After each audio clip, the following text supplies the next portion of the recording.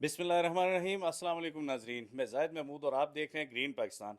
नाजरीन, शहर इक़्तिदार के अंदर 6 माह पहले इलेक्शन होते हैं और उसके रिज़ल्ट जिस तरह आते हैं, जो भी सूरत हाल बनती है वो पूरी रिकॉर्ड पे है। इस वक्त मैं मौजूद हूँ आल पाकिस्तान नन भाई एसोसिएशन के ऑफिस में। मेरे साथ मौजूद है जनाब सदर शफीक कुरैशी साहब, आल पाकिस्तान नन भाई एसोसिएशन रावलपिंडी और आल पाकिस्तान भी हैं। तो इनसे हम बात करेंगे इस्लामाबाद के हवाले से, चूँकि वहाँ पे एक अजानी कैफियत में जो इस्लामाबाद के तंदूर मालकान है, मेरी इतलात के मुताबिक अजानी कैफियत में मुबतला है। पिछले 6 या 8 महीने में वहाँ पे एक सुप्रीम कौंसिल एग्जिस्ट करती है, इलेक्शन कमीशन भी बना, कुछ इलेक्शन के भी मामलात हुए, लेकिन अभी तक इस्लामाबाद की सूरत हाल बेहतर नहीं हुई।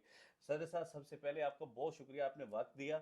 सर ये बताएं कि ये मेरी मालूमात के मुताबिक कुछ दिन पहले आपको इलेक्शन का टास्क दिया गया था इस्लामाबाद के अंदर, तो फिर अचानक आज का एक वीडियो बयान आ जाता है, आज जो ग्रुप पे शेयर होता है, यानी मेनी टाइम वो शेयर होता है और उसमें आप हाथ खड़े कर रहे हैं। सर ये क्या है, ये कैसे हुआ ये?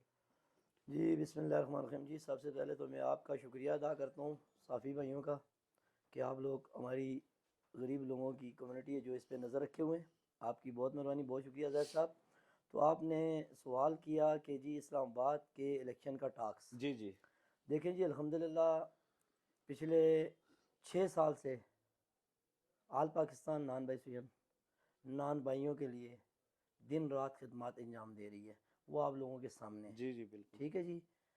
जहाँ तक इस्लामाबाद के इलेक्शन का तल्लक है, तो आपसे कुछ 6-7 माह पहले, 8 माह पहले जब ये इलेक्शन की आवाज़ उठी थी, जी जी। और जिन चीज़ों का आपने नाम लिया, मैं तो नहीं लेना चाहता हूँ उनका नाम, बाडियाँ और कौंसलें, तो चीज़ उसका नाम लेना चाहिए जिसका कोई वजूद हो।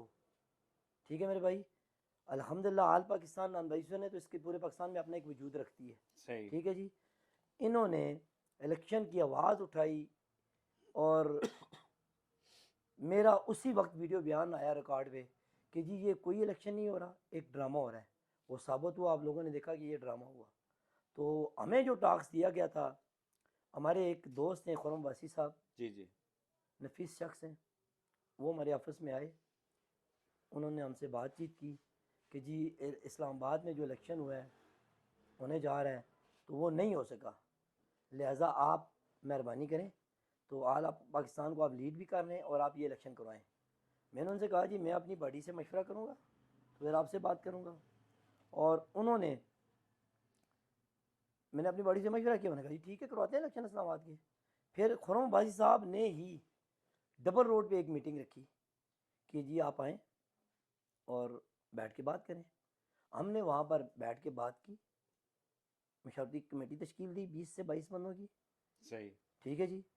उस मशावरती कमेटी से जब हमारी बातचीत तय हुई, क्लियर हो गई कि जी फुल फ्लैश आल पाकिस्तान नान बैट्समैन को इख्तियार दिया जाता है कि आप इलेक्शन करवाएं। ये पेपर वर्क हुआ या सिर्फ जी जी जुबानी? बिल्कुल, तहरीर हुई। वीडियो बयान हमारे पास रिकॉर्ड में मौजूद हैं।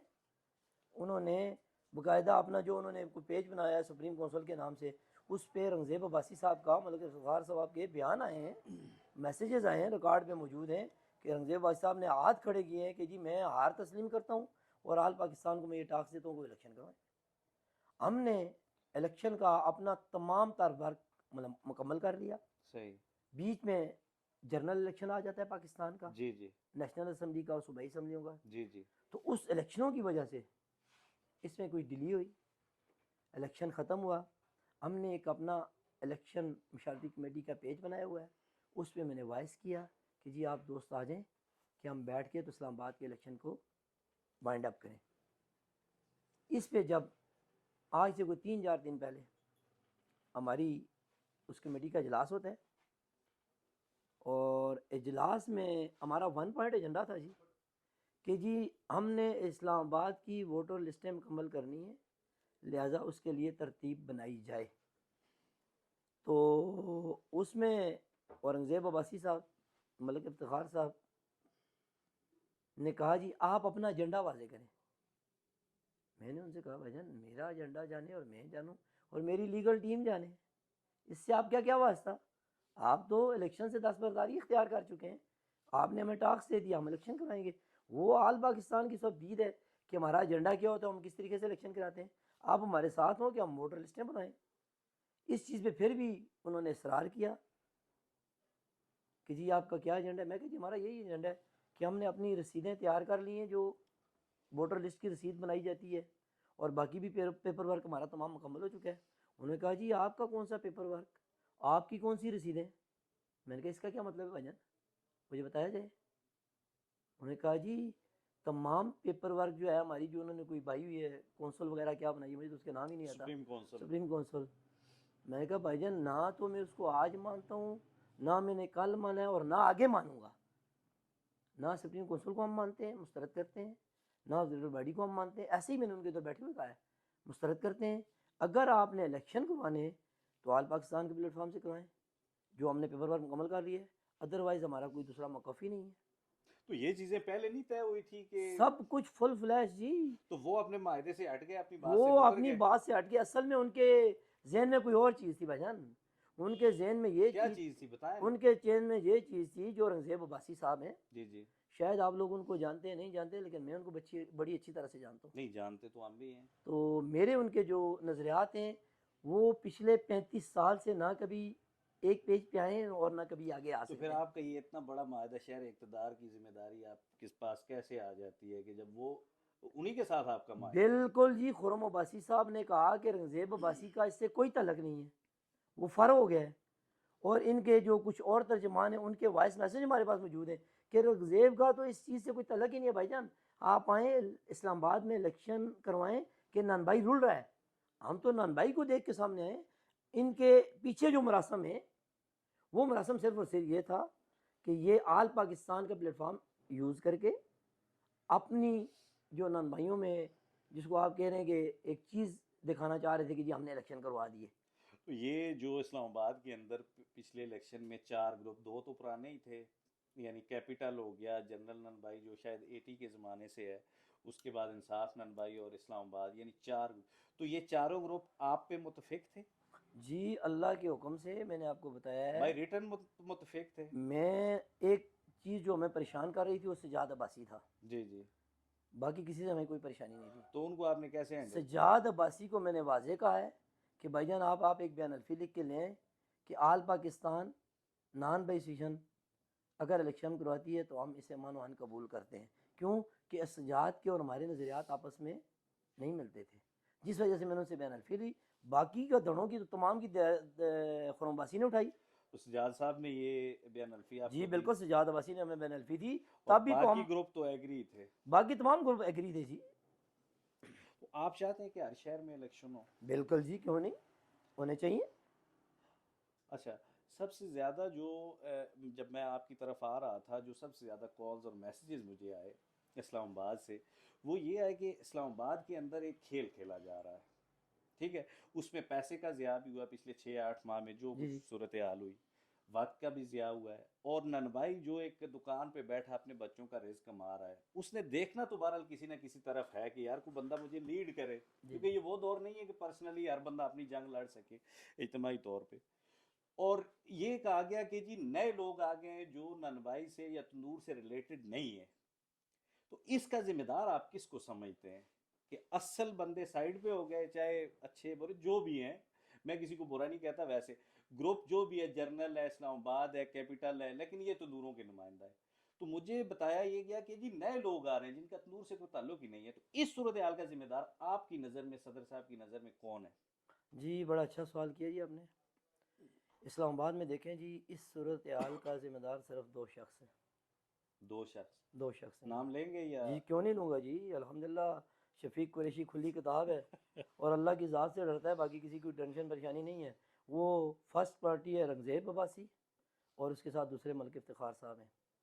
सबसे पहला जो इन्होंने जुल्म किया है, वो ये जुल्म किया है कि सजाद अब्बासी और जंगीर अब्बासी, ये दोनों की एक तंजीम थी, जी जी हाँ और वो। ये दोनों इन्वॉल्व हुए जब से मलिक इफ्तिखार और रंगज़ेब अब्बासी, तो इन्होंने इस तंजीम को तोड़ा है और इसके तिनके तिनके किए हैं। वरना ये बहुत अच्छे तरीके से कैपिटल नॉन बाई सिचुएशन ने, देखें अगर मेरे और सजाद के नज़रियात नहीं मिलते, लेकिन जो अक्सर की बात है ना, कि अगर हमारे बाद नॉन बाई ऑफ पाकिस्तान के बाद और पंजाब के जो आफ्ताब गिल साहब हैं, पंजाब के हमारे सदर हैं, उनके बाद अगर किसी ने नान भाई के लिए नाम किया है, काम किया है, तो वो कैपिटल नान भाई सजाद अब्बासी और जंगीर अब्बासी ने किया है जी। सर ये इलेक्शन के बाद और इलेक्शन के दौरान भी तो एक खबर मेरे पास दूसरा आई। आपका जी सवाल मैं जी जवाब पूरा जी कर जी लूँ। जी। दूसरी बात आपने कही, देखें जी इस्लामाबाद में मैं ये कहूँगा ये डीलर माफिया आ गया जी। अब मेरा वैसे सवाल भी यही था। डीलर माफिया जी, बिल्कुल। मलक इफ्तिखार को चेक करें, ये कौन है? चलिए मैं सवाल ऐड कर देता हूँ, म- आसानी रहेगी। मलक इफ्तिखार को आप चेक करें, कौन है? मिल वाला है, आटा डीलर है। सर डीलर तो आप भी हैं। सर जी देखें, नहीं, आप नहीं है डीलरों डीलर। की एक डेफिनेशन है। अल्हम्दुलिल्लाह, मैं ये कहूँगा कि हमने जब आटे का काम किया है 1992 में शुरू किया। मेरे बड़े भाई सईद कुरैशी नाम है उनका, और पूरे रावलपिंडी शहर में काम कर रहे हैं।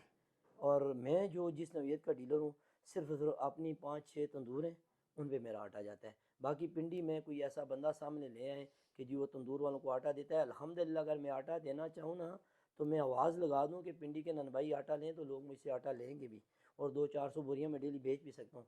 लेकिन अल्हम्दुलिल्लाह अपनी ज़िंदगी का एक ही मकसद है, नन भाई की खिदमत करना, पाकिस्तान के किसी कोने में भी हो जाए। इस्लामाबाद के अंदर वही मेरा सवाल उसी से रिलेटेड था कि एक तंजीम, चूंकि मैं नाम नहीं लेता, अजू एहतराम कह लें, कैपिटल के अलावा जो 3 तंजीमें थी जी जी। उनमें से एक तंजीम और उसका सदर ये वाजे तौर पे कुछ यूं समझे कि एविडेंस भी मेरे पास आए कि वो डीलर माफिया और स्पेशली मिल्स माफिया का वो नुमाइंदा है जो इस्लामाबाद पे यानी कि सदर बन के तो काबू करना चाहता है।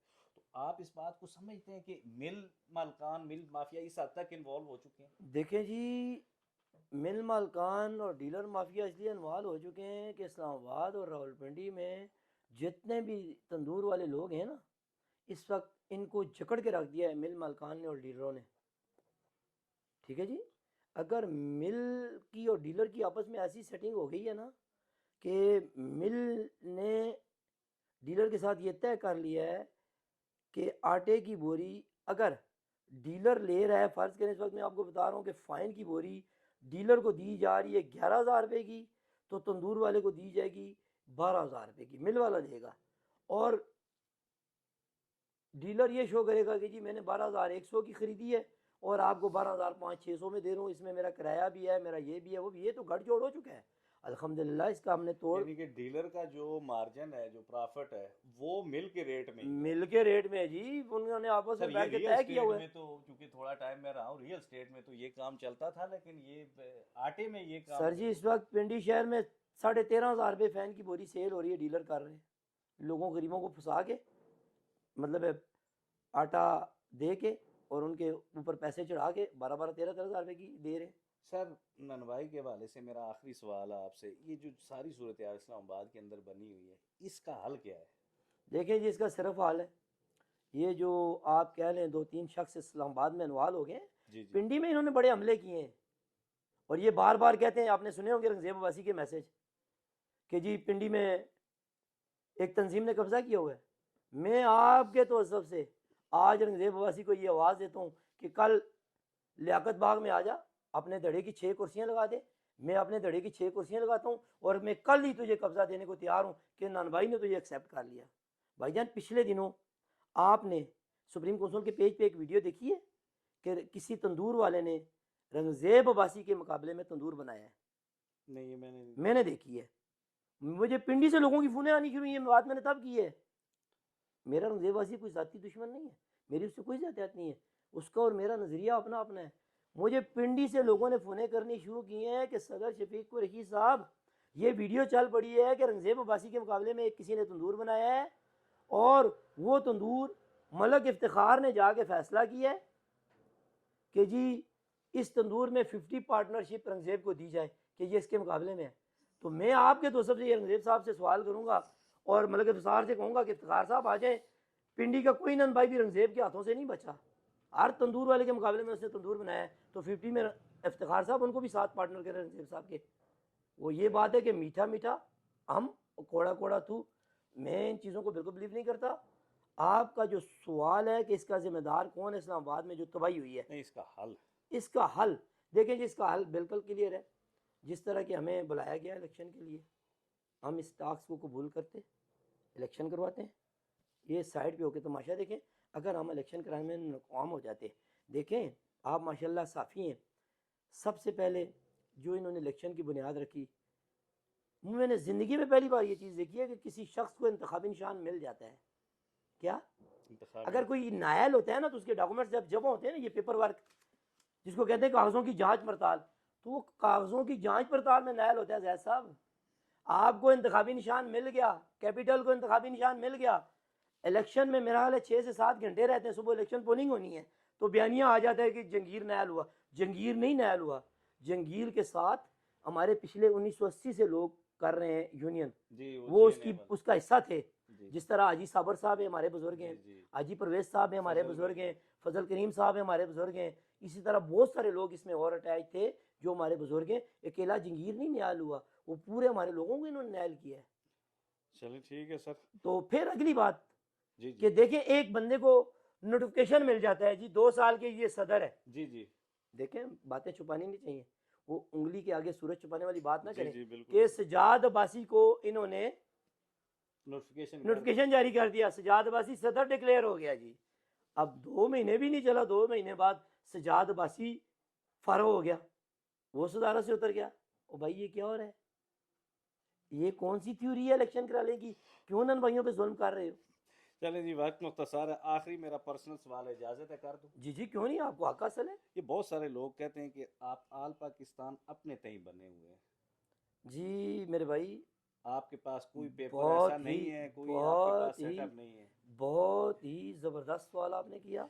अल्हम्दुलिल्लाह, मैं कहता हूँ कि इसमें तो मुझे आपको मिठाई खिलानी चाहिए। मिठाई जब आपके पास बैठना ही मिठाई है। जी जी, जब शफीक कुरैशी हाई कोर्ट इस्लामाबाद मियाँ औरंगज़ेब गुल हसन की अदालत में गया था ना, तो उधर सबसे पहले जब मैंने रिट दायर की थी ये ननभाई के टैरफ में, तो उन्होंने हमारी तंजीम के पेपर मांगे थे कि कुरैशी साहब, आपकी तंजीम के पेपर साथ होने चाहिए। जो हमारा वकील है जिसने ये केस दायर किया था, उसने कहा जी एसोसिएशन के पेपर चाहिए।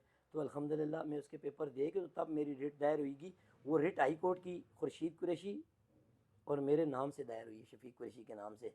और अल्हम्दुलिल्लाह जब ज़रूरत पड़ेगी ना, तो हम आल पाकिस्तान के पेपर भी दे देंगे। तो आल पाकिस्तान के सबसे बड़े पेपर क्या हैं, मुझे आप ये बताएं कि डी चौक आज तक किसी ने बंद किया है?